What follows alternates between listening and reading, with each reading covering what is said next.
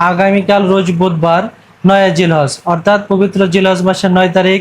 আর আমাদের ইংরেজি মাসের হিসাব অনুযায়ী 27/5/2026 অর্থাৎ মে মাসের 27 তারিখ।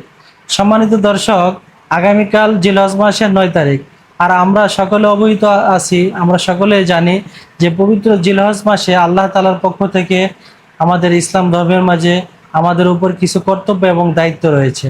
এর মাঝে অন্যতম একটি আমল এবং কর্তব্য হচ্ছে তাকবীরে তাশরিক, অর্থাৎ জিলহজ মাসের 9 তারিখের ফজর থেকে নিয়ে 13 তারিখের আসর পর্যন্ত প্রত্যেক ফরজ নামাজের পর প্রত্যেকটা মুমিন মুসলমানের উপরে তাকবীরে তাশরিক করাটি ওয়াজিব।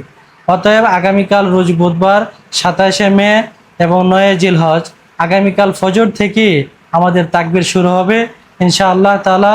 প্রত্যেকেই ফরজ নামাজ আদায় করার পরে আমরা যেন তাকবীর বলতে না বলি। তাকবীর হচ্ছে আল্লাহু আকবার, আল্লাহু আকবার, লা ইলাহা ইল্লাল্লাহু আল্লাহু আকবার, আল্লাহু আকবার ওয়ালিল্লাহিল হামদ। এটি হচ্ছে তাকবীরে তাশরিক। আমরা যারা পুরুষরা মসজিদে জামাতের সাথে নামাজ আদায় করব, সেখানে ইমাম মুক্তাদি সকলেই সালামের পর উচ্চ সুরে তাকবীর পড়বে এবং আমাদের মা বোনেরা বাসা বাড়িতে একা একা নামাজ পড়বে এবং তারাও ফরজ নামাজের পর নিজ জায়গাতে উচ্চ আওয়াজে নয় বরং তারা নিম্ন আওয়াজে এই তাকবীরটি পড়বে।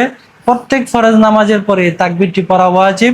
অতএব আমরা এই তাকবীরটি আদায় করার ক্ষেত্রে যেন সকলে অত্যন্ত গুরুত্ব দেয় এবং লক্ষ্য রাখি, কোনো ক্রমে যেন আমাদের এই তাকবীর ছুটে না যায়। এই তাকবীরের ধারাবাহিকতা চলবে আমাদের আগামী রোজ রবিবার পর্যন্ত, রবিবারের আসর পর্যন্ত ইনশাআল্লাহ তাআলা।